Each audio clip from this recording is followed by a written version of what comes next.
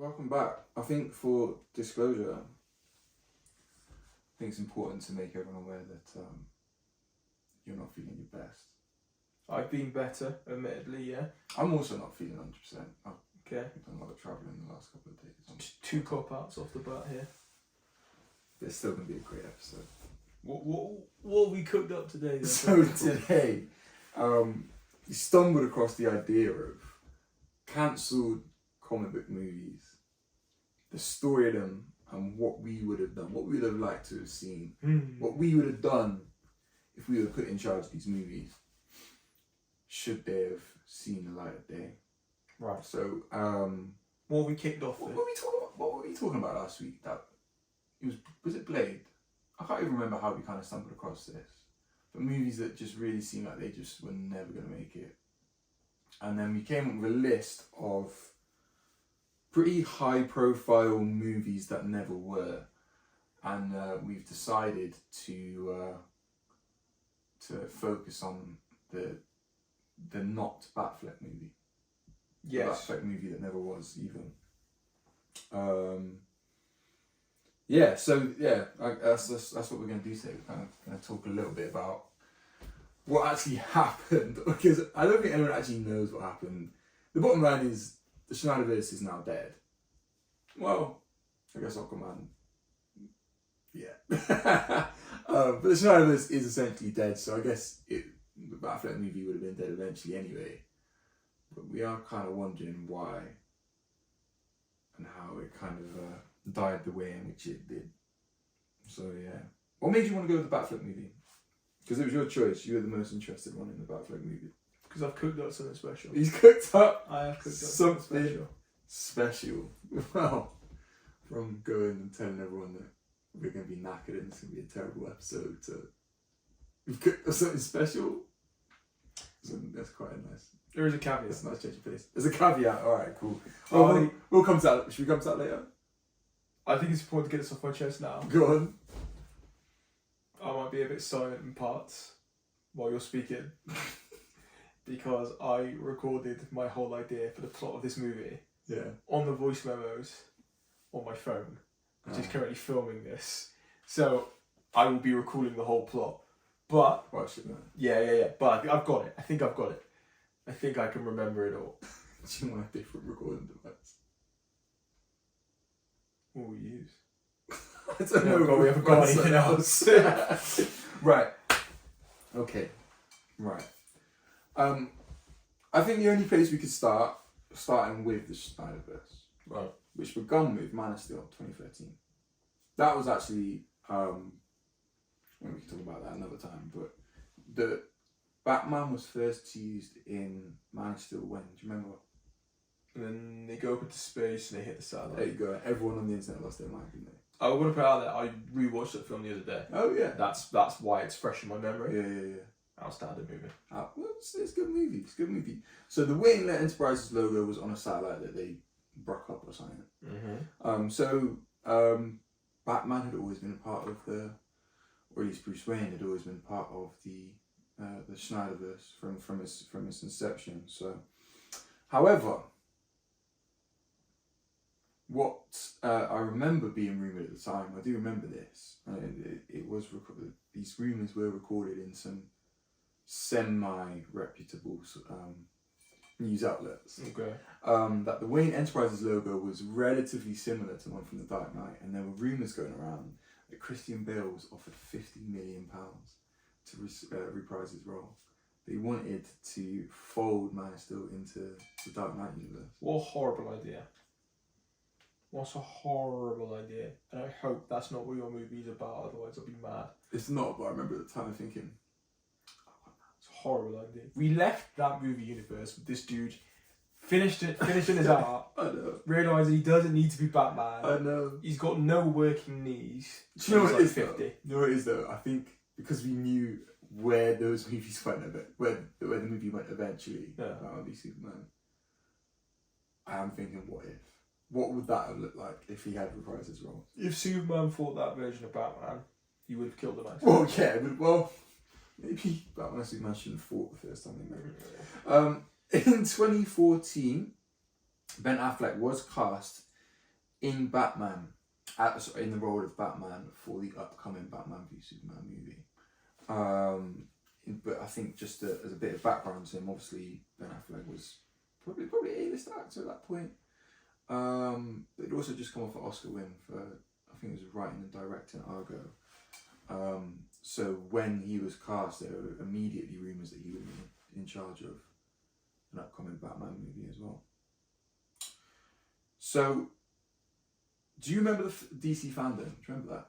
Yes. It's still going, I think. I think that's still going. Yeah. The first one was, I remember, groundbreaking. Do you remember the first one?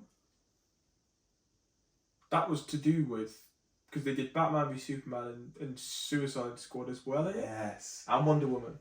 Not just that. Jeff Johns apparently released a helm of movies that included the Green Lantern Corps. Yes. A series of Superman movies. The Flash movie? Yeah, the Flash movie. Aquaman, which did come out. Wonder Woman, which did come out. And Justice League, which obviously did come out. So that was probably the best. The first and only kind of really went downhill from there. But I think I'd like to see fandom kind of be revived.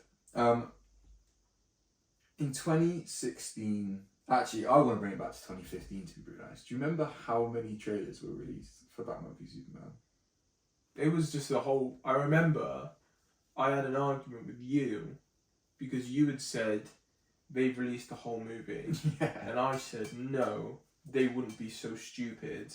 Like, I think this all takes place really, really quickly. Yeah. And they haven't released anything from, like, the last chunk of the movie. This is, like, to lead everyone on. Yeah. But no, they did just release the whole movie through trailers. So I don't think I was the only one. I think probably that there was a trailer, which was that Doomsday, and I was like, oh my god. And then there was a trailer where Doomsday was in, and I was like, oh my god, what are they doing? And I think that's when people start get a bit concerned.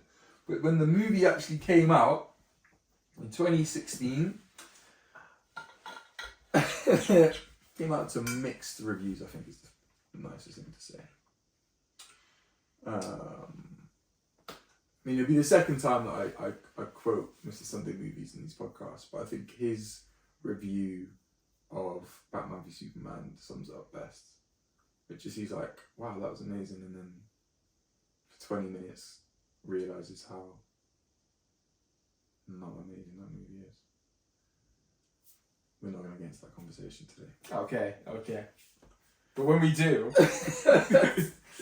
I'll be ready. Right, so, but because of those mixed reviews, through a series of memes and videos making fun of Affleck's apparent surprise that the movie was a disappointment, it was quite... Do you remember, have you ever seen that video where that guy asks Henry Cavill and Ben Affleck, like, what they thought of the reviewers? And Ben Affleck was like, I haven't seen any of the reviews. Henry Cavill says so, and the guy goes, well, I think they're mixed to good. And Ben Affleck's face just drops. And Henry Cavill just laughs. He's like, I was wondering how you were gonna, like, say that to us. I just wanted to say it, and then so that's what sticks out in my mind.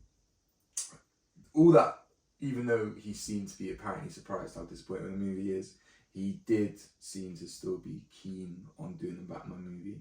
And do you remember that tweet he did, sharing the Deathstroke camera footage? Do you remember? Oh yeah, with Joe Manganiello. Vigars. Yeah, so he was still keen. That tweet came out after the BVS movie. So he was very, very keen. However, 2017's Justice League movie was already mid-production, and the reception to BVS, alongside some personal issues with Zack Snyder, meant that Warner Brothers did pivot and give the movie to Joss Whedon midway through production. An even worse reaction to Justice League really put the Snyderverse into disarray. So it's the Justice League. The Justice League. That being said, the end credit scene did kind of put like there was a bit of confusion around the end credit scenes because the end credit scene was filmed by Zack Snyder already, and his original one was in the Snyder cut, but then there was obviously a different one in 2017's Justice League. So in 2017's Justice League, they kind of that's with the boat, right? They're both on the boat though, but they're different. So yeah, so there's one apparently. I'm doing this my research. I didn't actually go and watch the movies again. I didn't have 7 hours to spare. But there was one on the boat where Lex Luthor says, essentially, we're going to start the Injustice League. And then Zack Snyder's one on the boat, basically, Deathstroke says to Lex Luthor, I want to kill Bruce Wayne because he's Batman. Oh, I hate that. Okay, well, that's what happened. So that was actually something that was meant to lead directly into Ben Affleck's movie, apparently. But there's a lot of rumours and a lot of confusion about what Affleck's movie was actually looking like. Because there's... Well, I'll go through it now. So, there was rumours that he was looking to do a Court of Owls thing. I love that. Because that was popular at the time. Yeah. That was pretty soon after the Scott Schneider storyline. With Ben Affleck quoted as saying he wants to be far more psychological and nod to the idea that Batman is actually losing his own sanity. I love that. So it's a very like nutty one. But then there was, after he said that, people then kind of assumed he was going to be doing something that resembles the Arkham Asylum games. Cool. Where he's losing his sanity in the asylum. So yeah, there's a lot of up and downs. What actually came out, partial details of what he had actually written was, at one point, Deathstroke was going to be the main villain. He knew that Batman was Bruce Wayne. But in this script, Batman had killed Deathstroke's son. Or Deathstroke at least thought that Batman had killed Deathstroke's son. Boo. What's his name again? Boo, Jericho, boo. Jericho, yeah. Oh yeah, that was it. So we've got... That's a Teen Titans storyline, you know it. Yeah, so we've got... Yeah, that was it. So here's our test footage of what was happening in that movie. You remember that now? Yeah, that has been deep fried. That's McDonald's time. deep fat fried. Well, because he filmed it through his phone, through a camera, and I stole that from his phone. And that's what we've got going on there. So the Justice League... Sorry, the Justice League... Looking great, guys. It's not bad. The Justice League was the one that kind of like set up this idea that Deathstroke knows who Batman is and he's out to kill him, essentially. Right. Some scenes kind of showed that he did actually include prolonged scenes in Arkham Asylum. Cool. Where Deathstroke was trying to break Batman psychologically. Very cool. Which also included him killing Jim Gordon and Alfred and maybe Batgirl. Way less cool. And that there's some concept art of Professor Pig as well. So who would put Professor Pig in a Batman movie? That's such a stupid idea. Oh no. So that seems like that's where Ben Affleck was moving. Yeah. That being said, though, in 2017, Ben Affleck was going through a lot. Going through a divorce. There was a lot of pictures circulating of him smoking and drinking too much. Dunkin' Donuts. Dunkin' Donuts. So the cup. I do hope he's doing well. But in 2017, he announced he wasn't going to be writing the movie, but still wanted to star as Batman. So the script that he written was then sent around a number of directors by Warner Brothers. Yeah. One of them being George Miller, which would have been interesting. But eventually, Matt Reeves agreed to do Ben Affleck's Batman movie, who we now know went and did the Patting Man movie. So after that came out and he accepted the script, he then turns around and says, actually I don't like his script at all. I don't want to do it. Poor form. He goes on to say he would love to do a more noir take on Ben Affleck's movie, where he discovers that there's a deeper corruption within the city and how that tied in with the Wayne family. Is this sounding familiar? No. So sorry, yeah. And that's where people were thinking, oh, he wants to do Court of Owls. Yeah. Which he should have done. Maybe. Which he should have done. Yeah, he could well have done. Actually, he could well have done.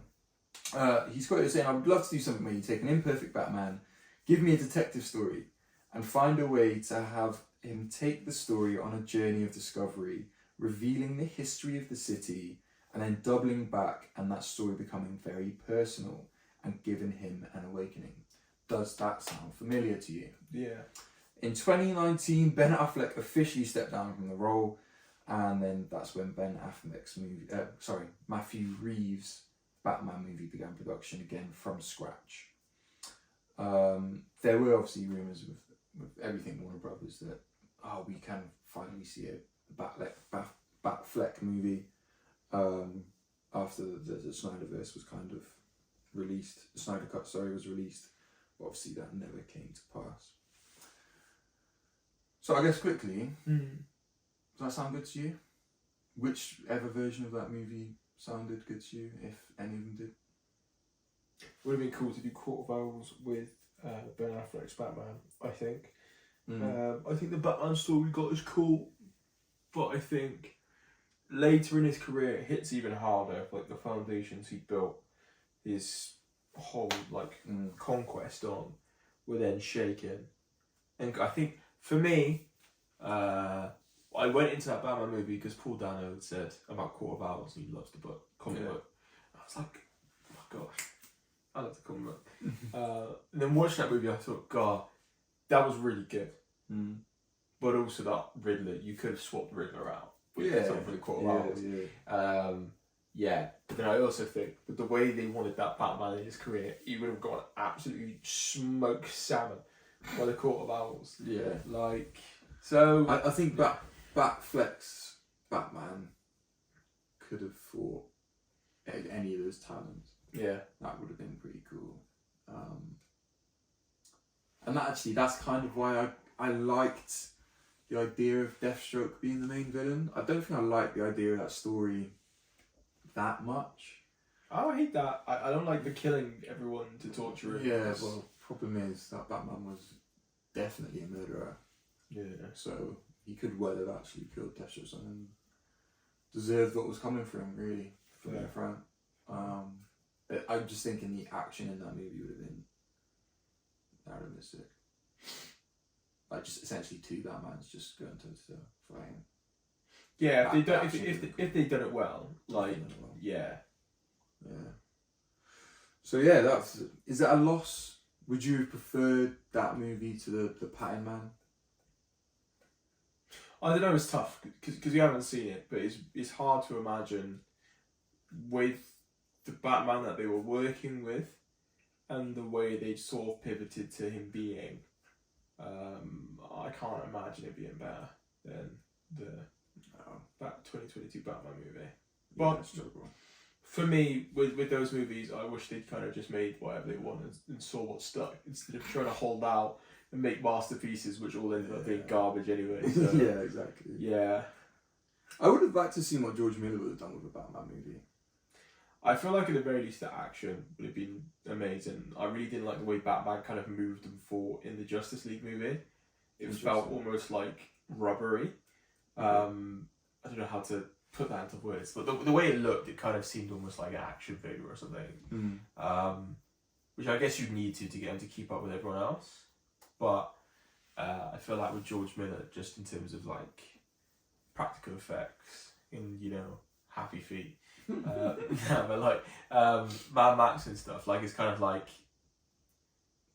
I imagine that when it came down to sort of that hand-to-hand combat, it would have been very visceral. You kind of imagine something like Old Boy or The Raid or one of those sorts of movies where you kind of feel the weight behind the punch, and like these guys have been choreographed like meticulously. So not like him. Not like him. Just punching. badly. I just realised I've wasted all these slides. Oh, here you go. Here's Jericho. So there we go. Now here's the question though. What was your movie looking like? Oh, here we go. He was cooking. Do we need to stop recording so you can check your voice memos? I'm going to freestyle it. So, set the scene, give me something. Movie opens, right? Give me the opening. Yeah. Establishing so it's the top of the Gotham skyline, and it's not sort of It's night. No, it's day. Oh. Yeah, we've mixed it up. Well, it's already a bad Batman movie. And so I'm kind of inspired by Batman Begins, where they're taking him into the city on is it a monorail? Yeah. Okay, yeah. And they're kind of going through the skyline, and it's really vibrant and really bright. So it opens with an establishing shot. We're kind of going and cutting across, moving around. Bam, Wayne Tower, Wayne Enterprises. Slap bang in the middle of the sea, where it should be. Massive, right? Cut inside, pair of high heels, walking clickety-clacky, and you're thinking, this is a Batman movie, what's going on? We pan up, and we have one of two actresses. Oh, you've cast them? I have. Alright, go on. It's either... Tell me the casting and I'm going to try to guess the character. Vicky Vale. No, tell me the cut. I now realise what you meant. Alright, okay, we got Vicky Vale, played by either. You definitely can say Jessica Chastain. No.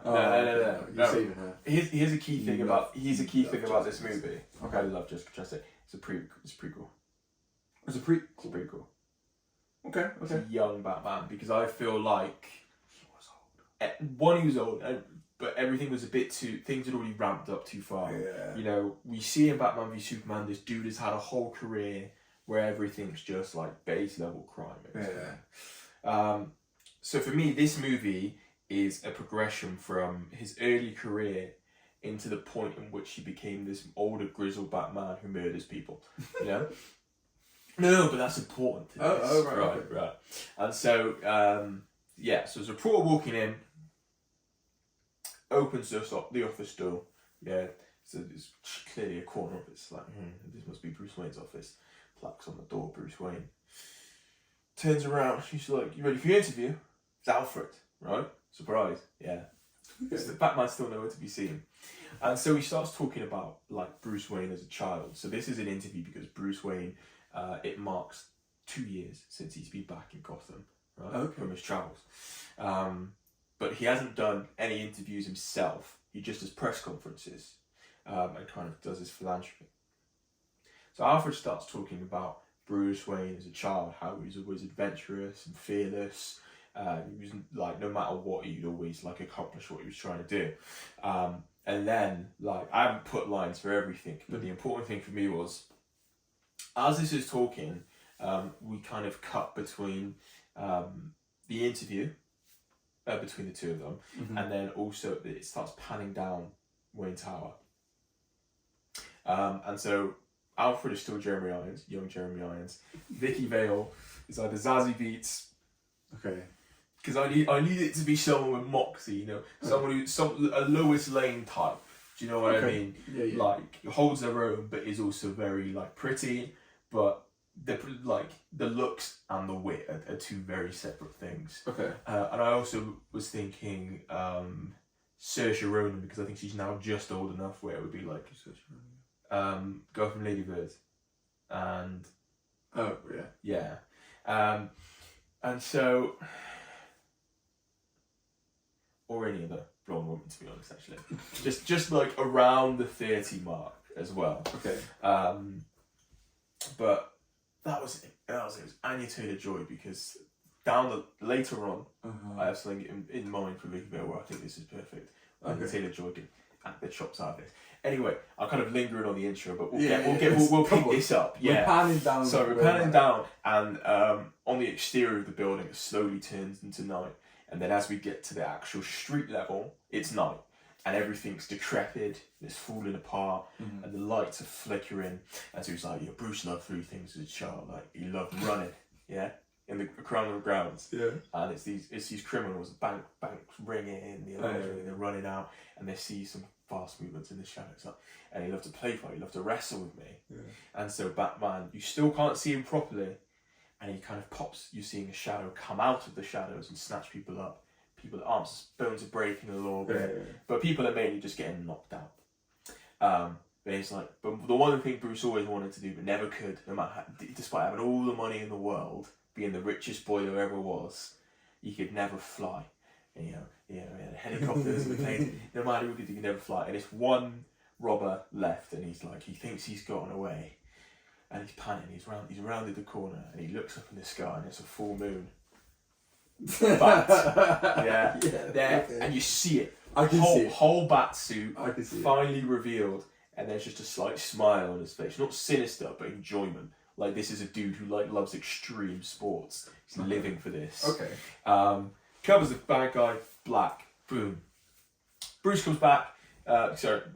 We move on a little bit. Bruce comes in, interrupts the interview with a snarky comment. Has a little flirtatious banter with Vicky Vale. We see it, we carry on. So they're talking about the night, they're rounding up how the night went. And Alfred said that he's overheard on the radio that they found a device, the GCPD, something separate that had gone on that night that Bruce had missed. Yeah. And it's a device, it's a chip which can attach to the side of people's heads. Yeah.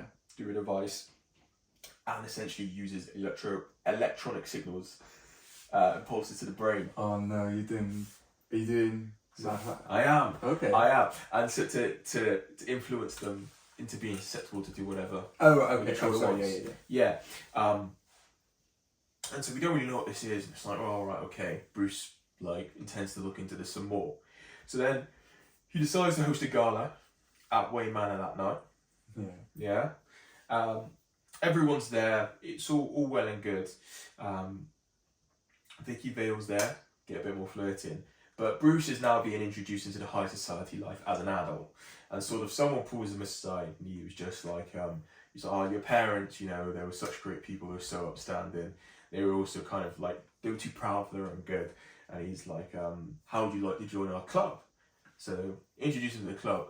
And basically he's like, well, what do you mean? He goes, well, I'd love to have you over for drinks or something. We can talk about it some more.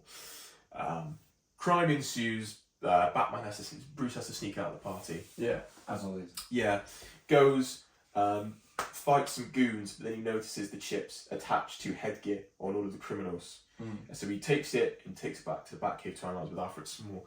So the next day, goes to Rich Friend's house. Yeah, it doesn't matter. This is a non-important character. We could prescribe some importance to later. So what we do doesn't matter. So he goes, I've got something to show you. He's like, we're rich. We have anything we want in the world. But sometimes desires, you can't even satisfy with money. You have to think outside of the box. And so we see that he has these mindless something slaves, right? And they're to be used however he wants, how rich people do. And that's right, it's the Dollartrons. We don't know that yet, but these are Dollartrons in the interview.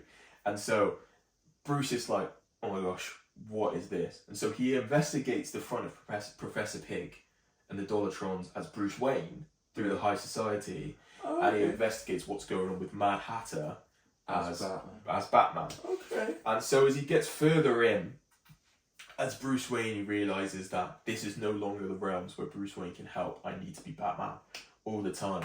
And he keeps seeing more and more disturbing things.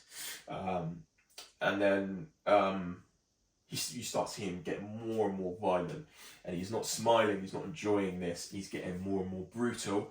But most importantly, he's not referring to himself as Bruce as much. He's not doing things as Bruce as much.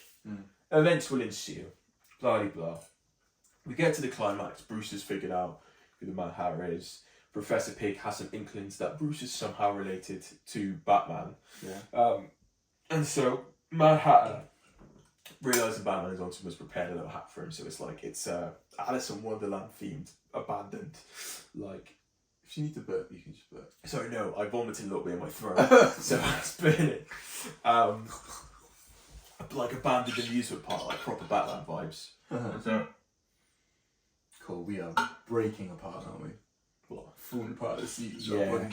I hate it. Yeah, keep going though. I'm sorry, I don't want to ruin your rhythm. I'm enjoying this. I forgot this. At the beginning, there was supposed to be a Confucius quote from Alfred about like a man realises he has 2 lives or something once he realises that he only has one. A man's second life begins once he realises he just has the one or something. Okay. Yeah, but that comes into play now. Right. And so Mad Hatter sticks a little hat on Batman. He sneaks up on him. Batman's still inexperienced at this point. And he's been like losing it. Like he's so ready to just like break this guy apart. Hat's put on him and he's seen all this Alice in Wonderland stuff, but it's all like grotesque. This is like an adult Batman and I want this to be something out of a horror movie. And so like you've got like Professor Pig has like inflated bodies and stuff and like genetically modified them, not genetically but like physically modified them to make them like Tweedledee or Tweedledum, or like the Queen of Hearts and like the Cheshire Cat and stuff. So that's my man. But then right at the end we see like the actual Mad Hatter, not the villain, but like a human that has had rabbit skin and fur grafted onto them, like rabbit parts. So it's like a humanoid, grotesque rabbit, almost like something you'd see from like a Peter commercial. Okay. Right. And for the horror factor, it's Vicky Vale. So building up to this point, we would have had some more. Oh right. So Bruce has let his guard down as Bruce. Has gotten closer to Vicky Vale. Professor Pig and his suspicions, whether or not this was Batman, didn't matter because this is why Vicky Vale has to be pretty, because he's going to be infatuated on how she looks. He has to turn her into a Dollatron. So first he makes her mindless, then Mad Hatter tasks Professor Pig to make her into, because to him a perfect person would be not just Alice but anyone from Alice in Wonderland as well. She's still like semi-conscious. That's I thought, the eyes very emotive. So then Batman completely snaps, and so he kills Professor Pig, and then he I think he in my original, I think that he had like disabled the Mad Hatter like deliberately. He started like breaking each of his bones because Professor Pig is like clearly not there. Mad Hatter is like obviously a bit tweaky, but like also just malicious in this. So he gets to the point of like completely like severing like his spine or something. And then Alfred manages to intervene, and it's almost like a flashback to them as a probably that quote. Well, that quote was that quote comes at the end, the Confucius quote, where so Alfred is able to sort of reach through to Bruce back to like them, the relationship they had when he was a kid again. So he's holding him, and then we'll flash back to like sort of the day his parents died, and we'll have a parallel with him holding him again. But after that, Bruce like isn't the same. He's not Bruce anymore. He's just Batman. I wanted some narration through this, almost like a comic book. So it's not like he's talking to the audience, but it's more almost like a diary. And I wanted there to be a real tonal shift once the movie gets more and more like grotesque, where it's less, me, like I'm thinking this, I'm supposed to do this, I need to do this. It's, Batman needs to stop this, Batman. He's not even thinking of it. It's not even, it's like a pronoun for him now. He's not he's not I, he is Batman. And then that's his second life. The second life wasn't him coming back and being Batman. His second life was him killing Bruce Wayne and accepting that he can't have both, he can't be both. So he's killed the first one, I think. He's not enjoying being the duality of it both now. He understands that Bruce Wayne is a means to an end, and he is ultimately Batman, fully falling into his psychosis. Okay. Yeah, I wanted it to be horrible, and I wanted it to set up why he's so jaded and on edge and such like a mass murderer, like 20 years down the line. By the way, Batman, I never even said. Jacob Elordi. No, he's Ben Affleck. We're making the Batfleck movie. Yeah, I know, but I said this is a prequel. No, it don't work like that. You can't keep Jeremy Irons and not keep Ben Affleck. Because Batman is supposed to be, what, 50? I don't know how old he is now. But he is too old. Yeah, so if we could get some good de-aging, obviously Ben Affleck, because this is supposed to be a couple years in. Yeah. But if not, I would say like Jacob Elordi or something. Alright. Doesn't matter. But for the sake of this, we'll say Ben Affleck. Or Ben Affleck directed this. Yeah.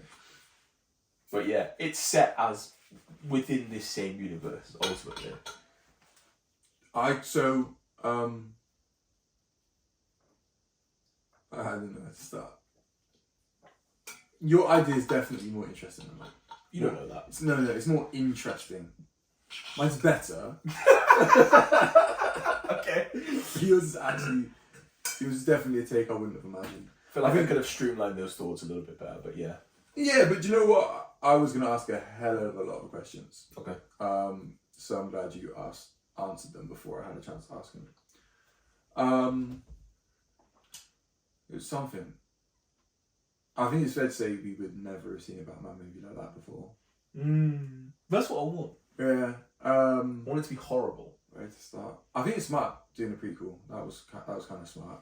Kind of gives you a bit more license. I didn't do a prequel, and I realised how that kind of limited me. And it feels like you kind of stepped away from the existing Snyderverse as well. You've not really used anyone from outside of it. I wanted that because you don't know where these characters' fates lie. Yeah, true. Yeah, and I wanted it to be realistic, but also like push the boundaries of what a normal person could even perceive as ever being a possibility. Like turning humans into mindless dolls for any use, and like I'm not just thinking them to be, you know, like is it in Arkham City where it's removing their genitals and stuff? Yeah, they're completely like. I don't want just that. Like I want limbs being replaced where other limbs should be.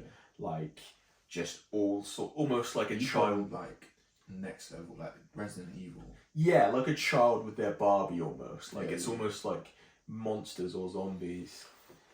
It's brave. Yeah. Oh, by the way, yeah, like I said, Vicky Vale's partly like there, conscious. I want Batman to find out at some point because he starts executing them because he thinks there's nothing to be done for them. Yeah. I want him to find out around the 3/4 mark of the movie that they are still partly there and they can feel and perceive everything that's going on to them. Yeah. Just add to that level of just horror. Yeah. It's brave to have no like A-list like villains. It's brave. I kind of appreciate that. Is the Riddler an A-list villain? Riddler's an A-list villain. Do you think? He's top 5. Really? Yeah. Who's your top 5? He's not my top 5 favourite, but in terms of names, he's top 5. Really? When people think of Batman, they'll think the Riddler, Penguin, Two-Face, Joker, Catwoman. Your Penguin? That's what I just said. No Harley Riddler, Quinn? Penguin. Yeah, Harley Quinn now, but Harley Quinn and Joker. No Mr. Freeze? So, Mr. Freeze, do you know what I think is happening? Do you know, honestly, I think in terms of cultural zeitgeist, they had to have appeared in the 60s. Maybe. That doesn't make them more popular. No, I think it does. Because I think Batman, Superman, Spider-Man are like, they're like modern day folklore. Okay. So I think longevity does kind of matter a little bit. I'm gonna agree. A little bit. I'm gonna agree to disagree. Okay. What's the timestamp saying? We've got 10 minutes to go from that movie. Really? Yeah, we're at 50 minutes right now. You're joking, man. No. Alright, let's get cracking. So I have written, or I've tried to write an actual script before. Okay. With the Superman movies, I tried to write. So I tried to write a Superman trilogy. I completed the movies. The script is not very good. It's hard. It's hard to write scripts. So like you've done from start to finish. I very much have done the premise and like the setup, and I'm going to leave the rest to someone who's more talented than me to finish off the details. I want to put it out there, I gave you a beginning and an end. There was a lot of fill in the blank in the middle. So. Well, I'm giving you all beginning. Yeah. And there's one scene I want to see in the movie. Just one shot I want to see in the movie at the end. That's the only thing I can give you at the end. Hit me with it. Right, so we open Gotham. Night. Yes. Boo. Raining. Nice. Has to be. Of course. Full moon. Yeah. Big one. Nice. Couple clouds, steam coming up from the vents. Nice. It's Gotham at night. Yeah. But we're in the financial district. Okay. So there's this, you got the squalor. Mm-hmm. people fighting over rat meat. Mm. And we pan up to these CEO meetings, CEO buildings. You got the opposite of me. Actually. Nice. Right? Yeah. We can use that, I don't know, like CCTV shots, I don't know. But very silent, it's eerie. Nice. There is this like tech billionaire. He's burning the midnight oil, he's working hard, but he's under pressure now. He's under pressure from some stockholders, shareholders, whatever, through like a Zoom meeting. He's on his laptop, he's working at night, his room is dark, he's just kind of illuminated by his laptop screen. Mm. He's saying he doesn't really feel comfortable doing this, but he understands he's got to do it for the company. It's going to secure loads of research, it's going to secure loads of jobs, it's going to secure billions of pounds of contracts. He's going through everything, and then you hear like something in the room. Someone's in the room with him. He knows that, he's aware that he feels like he's being watched, but he's still under pressure from these people on this meeting on his computer. They're telling him, you've got to do this now. This is our only chance to secure this contract. And as we do that, maybe we could use like the computer screen as kind of like the point of view here. He's then attacked. Lo and behold, he's murdered. This tech billionaire has some contract when it comes to intelligence and surveillance with the government and some black ops sites. So we cut to Task Force X. Amanda Waller doing her thing, going down the hallway. She knows it's time. She clears everyone out of the room. She's doing this one on her own. This mission is beyond top secret. She doesn't even want her team with her. She's going to lead this one on her own. She's got, or even better yet, let's make her really, really brutal. She knows full well at the end of this mission, she's killing everyone involved with this particular mission. This one's the next level. Mm. She goes into the room. She assembles her team. I haven't actually thought of the team. I wanted your thoughts on this team. She assembles her team, but I think Rick Flagg's obviously got to be there. I think Harley Quinn's kind of got to be there. I quite like Jai Courtney as Captain Boomerang as well. It is Viola Davis. It is Margot Robbie. It is Joel Kinnaman. Thank you. It's in the Snyderverse. I've decided to lean into it. Yeah. Task Force S, your mission is to kill the Batman. Oh, nice. I wanted to do the psychological thing, but I wanted to do it from the perspective of the prey rather than the predator. Nice. I wanted us to know what it feels like to be hunted by the Batman. Okay. So Task Force X, they're sent into Gotham. They're now on Batman's turf. And for me, like the best bit about Batman in the BVS movie, the thing that I think they got right, there was a scene where like it looks kind of goofy because they put too much light on it. Where he's like like that, right? Yeah. So the build up to that moment was great. Sadly, the payoff wasn't perfect because he's just a bloke going like that, just clutching the wall like a squirrel. Absolutely huge bloke as well. Yeah. But the build up to that moment's great. I want lots of like moments like that. Is he still branding people? Yours? Well, we'll come to it because there's some things about BBS I want to lean away from, and the murder thing, he ain't gonna run here, partner. He ain't gonna run here. Okay. So we got let's go with. Well, tell me, what team would you assemble if you were trying to kill the Batman? Well, it depends who she has at her disposal. Like, it's difficult because in the comics you could say anyone, but in the movies, obviously it's not about who's been introduced because like Captain Boomerang and stuff and El Diablo, but who are we not going to save for another movie? Because in this context, we're thinking that we're going to get a lot more movies. Yeah. I think Killer Croc is cool. I think that allows for them not to all just be like picked off in like a Predator sequence. Yeah. Like at some point there's going to have to be a face-off, like a proper fight. Or maybe there wouldn't be because this is your movie. Maybe Deadshot as well, just to add that element of like you could almost like do a scene, I suppose, from his perspective, where he's got his like different types of vision, and he's trying to figure out where Batman is. It's like a jump scare of some sort. Like I think the cast from that 20 whatever Suicide Squad movie, like obviously not like Enchantress or like El Diablo. I wouldn't have anyone with actual superpowers. I thought Deadshot. Yeah, I quite liked. There are bits about Will Smith's Deadshot I liked. I would like to see that again, to be honest. Yeah, I'd make him more of a scumbag though. More what? Scumbag. Okay. My daughter. No, like you can have the daughter, but like I feel like he should have been like what Idris Elba's character was in The Suicide Squad. Yeah. Like he has a daughter, but he's just a horrid dad. He doesn't care. Like, yeah. I thought Amanda Waller, she wants to get this right. So I think I thought she might strike a few superpower people in there. Who'd you put in? So I was thinking someone like that could have been interesting, like a Copperhead, Right. Livewire, still C-listers. Yeah. What's his name? The Icicle Junior. Yeah, someone like that. I think they could have like interesting takes on that. Maybe even Shade, something like that. Could get a lead into that darkness and everything. So this is taking place over one movie, over one night. Okay, we've got our Suicide Squad. They've been tasked something. They know this ain't gonna work. They ain't killing the Batman, but it's Task Force. This is their only chance of getting out. My idea is that we don't see much of Batman at all, other than through the eyes of the villains, up until a reveal, and I'll get to the reveal in a second.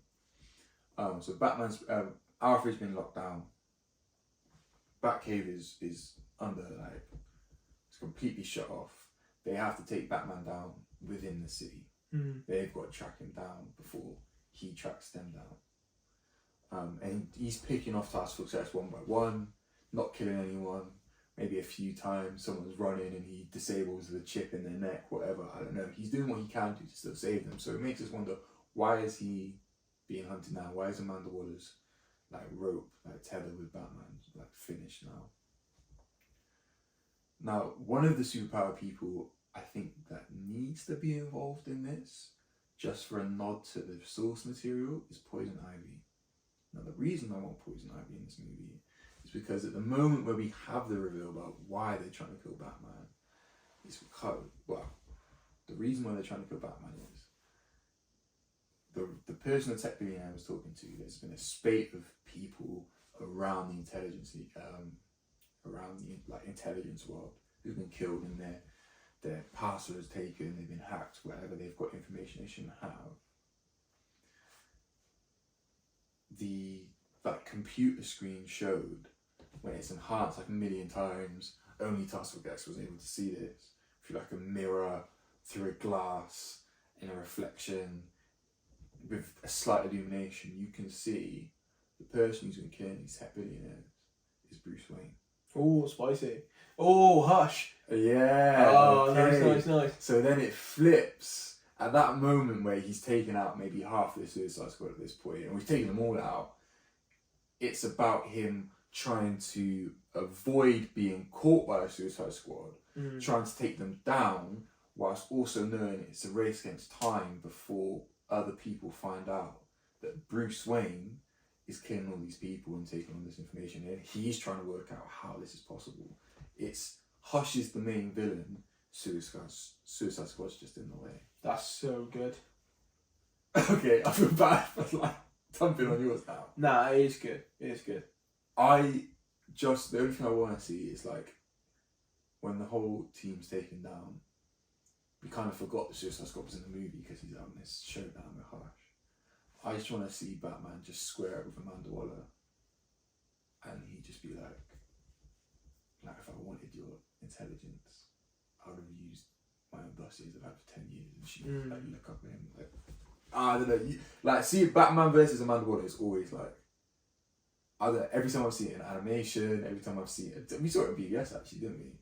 Every time we've seen it on comics, it's always just an angst off, and I love seeing that scene. So I want to. That's the movie I want to see. I'm so glad you threw in a curveball. Okay. Because I have some news to tell you that if you hadn't thrown in that thing about Hush, you would have just almost to a T been redoing the film Suicide Squad: Assault on Arkham. Oh yeah. Have you seen it? I have seen it. Oh, okay, all right, good. I have seen it, but now you said that, I've realised why that's like. Well, they were trying to knock out Joker, weren't they? I don't know. I can't remember why they go into Arkham, but like the whole film is from their perspective. And Batman's like a bad guy, and like he just comes in and just like attacks them every now and then. But I want to like lean. Exactly. And I want to. I think that's the horror side of it. I think that'd be way cooler to see in live action. Yeah. Like I don't. Well, the thing is, it's not bad news really because it's such a good idea that someone's already made it into a movie. So, but yeah, I like that a lot. To be fair, I think you wouldn't even have to include Hush at all. You could just make it out to be like a Batman movie with the Suicide Squad attacking them. People sit down and this is a Suicide Squad movie with Batman attacking them. Then it's no, this is a Batman detective movie. Yeah, exactly. So, yeah, I don't know what I'd call it, but yeah, that was my idea. Yeah. I sadly like you kind of have to keep Affleck, Jeremy Irons. I'd keep those Suicide Squad players. Mm-hmm. I think you want like a powerhouse playing Poison Ivy. I want to see that scene. Right. I want to see that the way he fought Poison Ivy. It'd be sick if we get Henry Cavill coming in as well. But that would make Harley Quinn and Poison Ivy a couple in your universe? I'd be a pervert if I said yes. It's not. It doesn't be pervert, but it's like it's an interesting thing because usually if you're looking at Harley Quinn and Poison Ivy, that's Harley Quinn post the Joker. So has she moved on since that movie? Yeah, let's make it after Birds of Prey. Right. I'd like to nominate Jennifer Lawrence as Poison Ivy. No. I would not like to nominate Jennifer Lawrence as Poison Ivy. I don't know what my issue with Jennifer Lawrence is, but do you not think she's a good actress? No. She's a good actress. I just don't like her. That's mad. I think what's she done to you? Well, she kept doing that whole. Used to be rich. What? Thing. Did she? No, but she always did that thing of like, I'm just a normal person, and I'm not really a celebrity. I'm just a normal person. She does seem kind of cool. Yeah, but then she does stuff like, wasn't it so goofy and funny to me when I like. She told a story when she like accidentally pooed on like some sacred ground. Oh. It's like a whimsical thing. It's not very fun. But now you are actually a multi-millionaire and you have been for years, so start acting like it now. You're not. That's not like a drunk Geordie girl. That's a rich person. Yeah. Doing something really bad. Yeah. I might have misremembered that. I think I used to watch Great and Norton a lot, didn't I? And I swear that was one of those stories once. Better hope so. Otherwise, you've just made up a really damning story. Allegedly. Allegedly, that was source of my brain. Yeah. I don't know. She would do a good job. I mean, I'm only saying. What about Jessica Chastain? Jessica, mate. She's a great actress. Mate. That's right. She's ginger. Yeah, that's what you need. There you go. But also, I feel like her skin is like quite pale as well. It's easy so to kind of. No, I would keep it pale. Oh really? Or even lean into that a bit. And there you go. You got the aesthetic. I'm sure she can play a supervillain. I didn't watch Dark Phoenix, but it happened. Yeah, I forgot about that. So she's done it. And if she's not available, I would like to nominate her body double, Bryce Dallas Howard. So I feel like she's too nice. She's very nice. She seems too nice to. Jessica Chastain is also really nice, but like she can play. She's done the villain thing, ain't she? Yeah, I feel like Bryce Dallas Howard's too nice. Maybe she does seem great. Yeah, she does. Yeah. Go on, Howard. Yeah. Oh yeah. So there we go. Yeah. Right, we want to go to sleep. So was better than mine. I don't know if it was. Say it quietly and leaning away from the mic. No, I actually don't think mine was better than yours because mine was definitely less inventive. It could be horrible. I think switching that perspective is a very clever idea, and then that twist, as long as you do it right, as long as it feels like there's been build up to it, then I feel like that could really work. But then, likewise, yours could. I don't think it's going to be something that like the layman's going to enjoy. Which Well, is probably why Warner Brothers will never make it. Yeah. Also, like, I want it to be like, I want it to just disturb people. No, because I feel like that's what it should be. Like, this guy is committed himself to being a bat to fight the worst of humanity, and the worst of humanity isn't just trying to blow up a city. And it's not necessarily supervillains. I want this to come full circle and him realising that the people that he fraternises with as well aren't necessarily ringing that, yeah, they're responsible for these crimes being perpetrated because of their demand for, you know, more. Exactly. Right, yeah. So, yeah. Well, Comrade Judah. No, on that. To be fair, I think you could approach it from almost like an apolitical point of view and make it, you know, I think there's something to be said that regardless of whether, or of whatever your political stance is, that certain stories in the news that have come out in the last few years have kind of indicated that once you reach a certain level of society, some real murky stuff goes on. It's probably also why Warner Brothers filmed that language. True.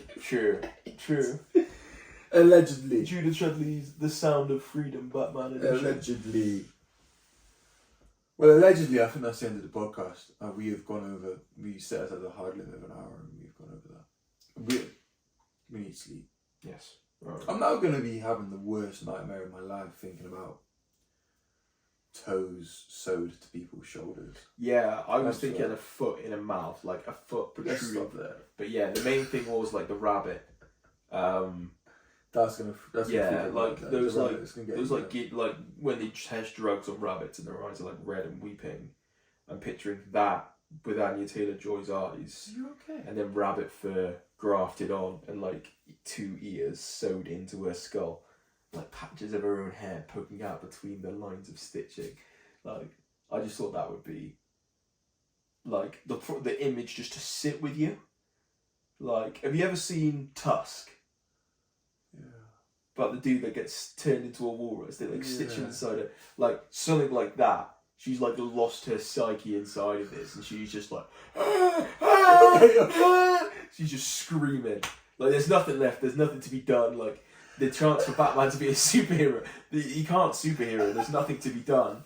All he has is vengeance. All he can do is just dish out punishment, and like the ultimate punishment of just killing these people, because that's the only thing that he can do in this situation, because the most powerful man in the world is powerless. Okay.